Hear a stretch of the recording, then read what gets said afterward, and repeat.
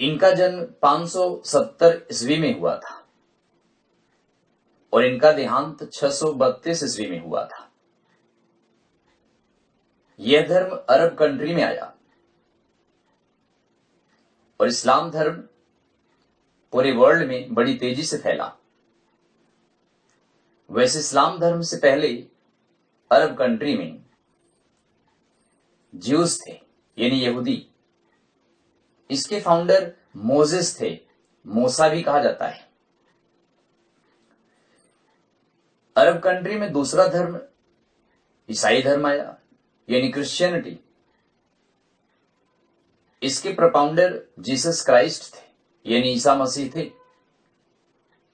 लेकिन दोस्तों, तीसरा धर्म इस्लाम धर्म इस अरब कंट्री में आया और यह धर्म बड़ी तेजी से फैला। इंडिया में 622 ईस्वी में, यानी 629 एडी में इस्लाम धर्म के प्रचारक केरल में आए थे। वहां से इंडिया में इस्लाम धर्म फैलने लगा था। लेकिन दोस्तों, इंडिया पर पहला मुस्लिम इन्वेडर मोहम्मद बिन कासिम था। 711-12 ईस्वी में मोहम्मद बिन कासिम ने इंडिया के सिंध पर अटैक किया। वर्तमान में सिंध पाकिस्तान में है। अरब के किंग अल हज्जाज का सेनापति और दामाद मोहम्मद बिन कासिम ने सिंध के राजा ब्राह्मण किंग दाहिर पर हमला किया। इस हमले का मेन कारण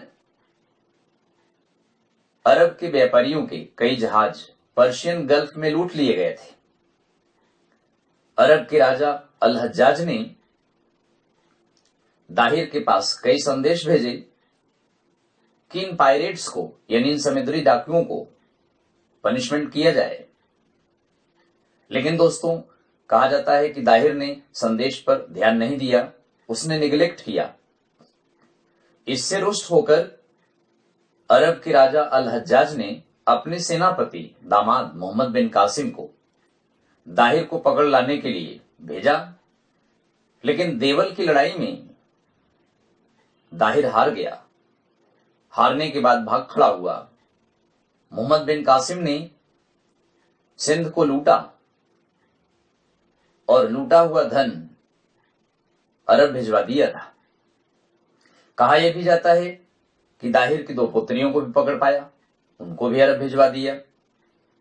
जब अल हज्जाज ने उनकी शादी अपने पुत्रों से करनी चाहिए, तो इन पुत्रियों ने अल हज्जाज को मोहम्मद बिन कासिम के खिलाफ षड्यंत्र रचकर उसकी हत्या करवा दिया। बाद में अल हज्जाज ने इनकी पुत्रियों को भी हत्या कर दिया।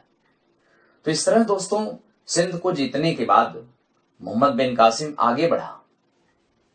कहा जाता है कि मुल्तान पर भी अधिकार कर लिया। मुल्तान वर्तमान में पाकिस्तान में है, लेकिन उस समय इंडिया का भाग था।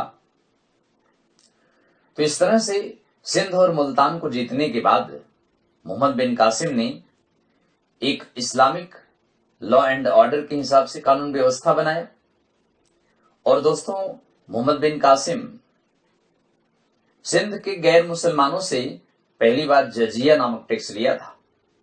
जजिया यह एक धार्मिक कर था, गैर मुसलमानों से लिया जाता था। वैसे दोस्तों, जजिया यह कहकर लिया जाता था कि हम गैर मुसलमानों की रक्षा सुरक्षा तथा उनकी प्रॉपर्टी की रक्षा सुरक्षा मुस्लिम सिपाहियों से करवा रहे हैं या मुस्लिम सिपाही कर रहे हैं, इसलिए अपनी रक्षा सुरक्षा के बदले में जजिया टैक्स दें या फिर इस्लाम धर्म कबूल कर लें। दोस्तों, यह कर जजिया कर लिया जाता था। वैसे जजिया कर के 3 अलग अलग क्राइटेरिया थे। नॉन मुस्लिम्स को 3 कैटेगरीज में डिवाइड किया गया था, जिसमें अपर कास्ट अथवा रिच क्लास से 48 दिरहम लिया जाता था, मिडिल क्लास से 24 दिरहम लिया जाता था, लोअर क्लास से 12 दिरहम लिया जाता था, यानी 12 दिरहम। तो दोस्तों, इस तरह से गैर मुसलमानों को काफिर कहा जाता था या जिम्मी भी कहा जाता था। वैसे तो स्टार्ट में यह फरमान जारी किया गया कि जिम्मी यानी काफिर या तो इस्लाम अंगीकार करें या फिर डेथ स्वीकार करें, लेकिन बाद में इसको चेंज कर दिया गया। यह कहा गया कि आइदर इस्लाम और जजिया। दोस्तों, जजिया ब्राह्मणों से नहीं लिया जाता था, महिलाओं से नहीं लिया जाता था, बच्चों पे नहीं लगता था, भिखारियों से नहीं लिया जाता था और सन्यासियों से भी नहीं लिया जाता था। लेकिन दोस्तों, आगे चलकर फिरोज शाह तुगलक ने जजिया टैक्स ब्राह्मणों से ले लिया। इसको हम आगे डिस्कस करेंगे। इंडिया में पहला मुस्लिम इन्वेडर मोहम्मद बिन कासिम ने सिंध, मुल्तान के अलावा मालावर तट पर भी कब्जा